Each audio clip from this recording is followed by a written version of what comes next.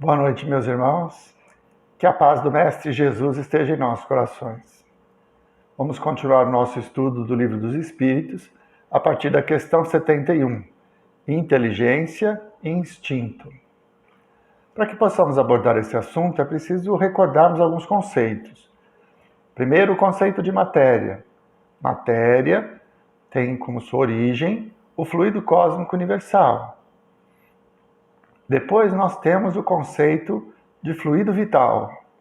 Fluido vital é um fluido que, associado à matéria, lhe traz vitalidade.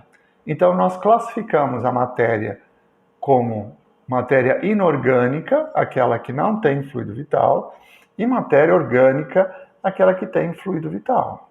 E um terceiro elemento, que é o princípio inteligente, o espírito. A inteligência ou instinto são atributos do espírito.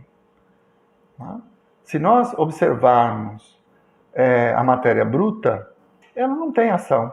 Uma rocha, ela vai sofrer as intervenções do clima, do tempo, mas ela não consegue vivenciar uma experiência. Uma planta, ela tem a matéria mais o fluido vital, por isso ela é orgânica. Então ela vai crescer, ela vai se reproduzir, mas ela também não tem uma ação direta. Já um animal, ele interage com o meio em que está vivendo. Então, o princípio inteligente, ele começa a se manifestar a partir dos animais e tem como primeiro processo de inteligência o instinto. E o que seria o instinto? O instinto é uma inteligência rudimentar antes do ser ter o direito de escolha. Então, o animal não tem escolha. Ele vai vivenciar segundo os hormônios que são gerados pelo instinto. Quando ele entra no cio, ele tem praticamente o desejo inevitável de reproduzir. A fêmea que está no cio não escolhe se ela quer reproduzir ou não. Ela tem essa necessidade. Ela pode escolher os parceiros, mas ela vai reproduzir.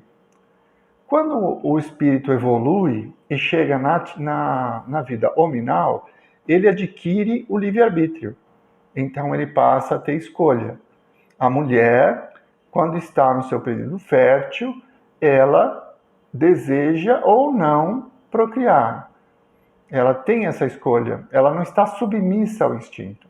Então, a inteligência é uma evolução do espírito que, à medida em que ele vai vivendo as suas experiências, ele adquire o direito de escolher, de agir. E o instinto são vontades e situações que nós vamos fazer, como animais que ainda somos, de uma forma involuntária. Então, nós vamos respirar. Respirar é involuntário. Nós não precisamos ficar pensando, agora eu vou inspirar, agora eu vou expirar. Não. Aliás, quando a gente começa a pensar na nossa respiração, acabamos ficando ansiosos, né? Muitas vezes ficamos com falta de ar.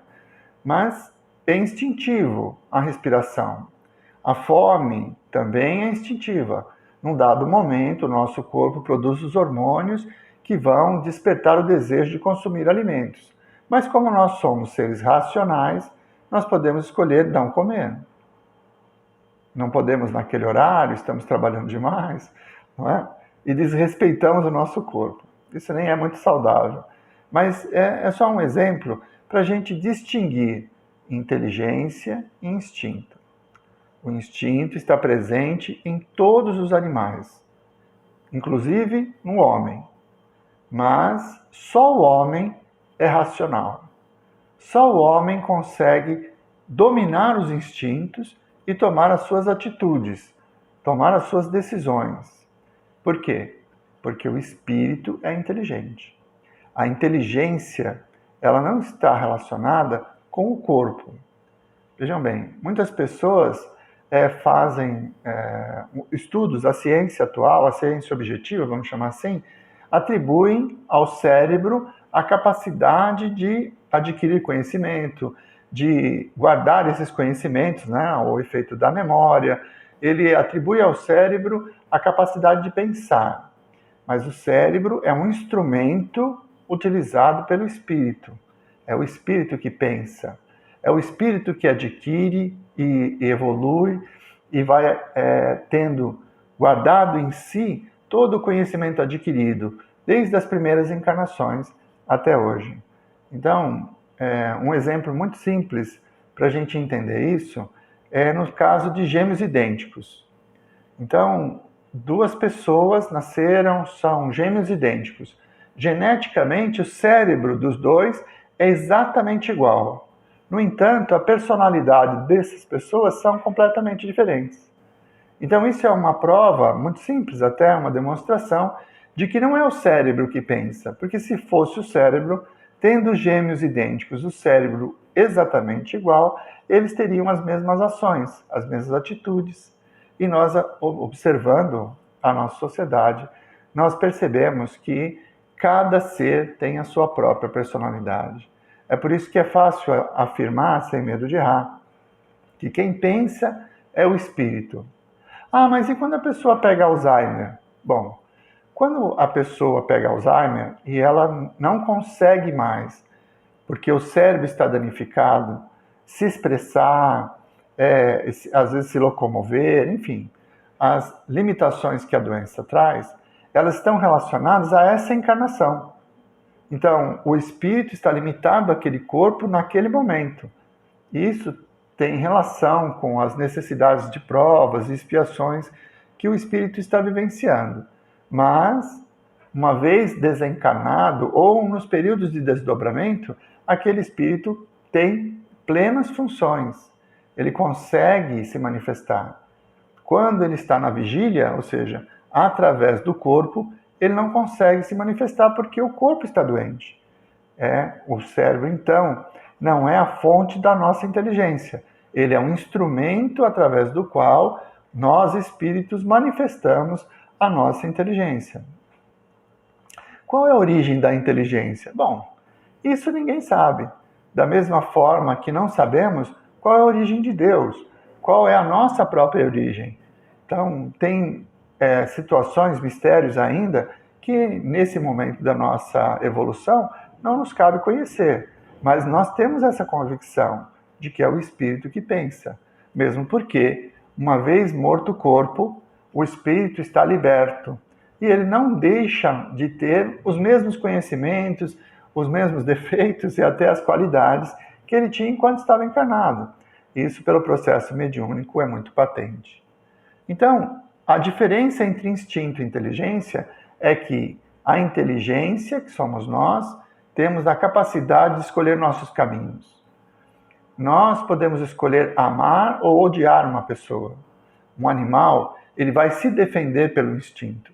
Às vezes ele até se torna agressivo. Por quê? Porque o ser que o criou acaba, vamos dizer, um cachorro. O dono do cachorro o instiga a violência, então ele acaba sendo um cachorro agressivo. Por que isso? É reflexo do condicionamento dado pela criação. O mesmo animal, a mesma raça, tratada com carinho, com uma forma melhor, uma criação melhor, vai ser um animal dócil e amigo. Então, ele responde como instinto. Ele não odeia ou ama o animal, ele responde a estímulos que lhe são oferecidos. Então, a mão que o alimenta, as pessoas que lhe dão carinho, ele só responde pelo instinto. Ele não tem, assim, vontade própria no sentido de odiar ou amar, de enganar, né? O cachorro, ele não vai balançar o rabinho para você querendo te enganar. Ele está chateado, mas mesmo assim ele balança o rabinho. Não é assim. Isso é uma característica do raciocínio, da razão. Nós temos a escolha de demonstrarmos os nossos sentimentos ou não. Mas o animal, ele vai agir sempre por instinto.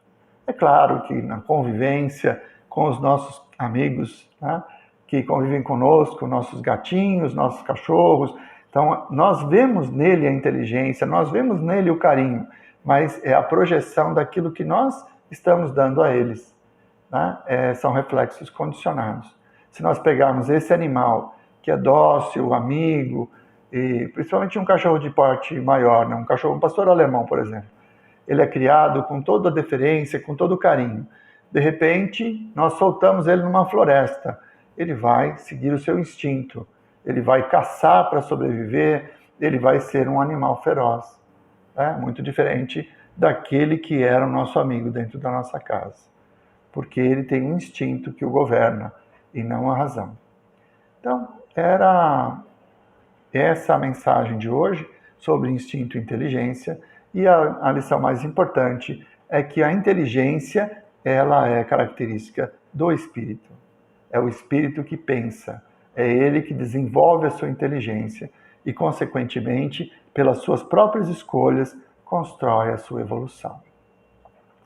Vamos fazer a nossa prece para que possamos, então, encerrar a nossa pequena palestra da noite.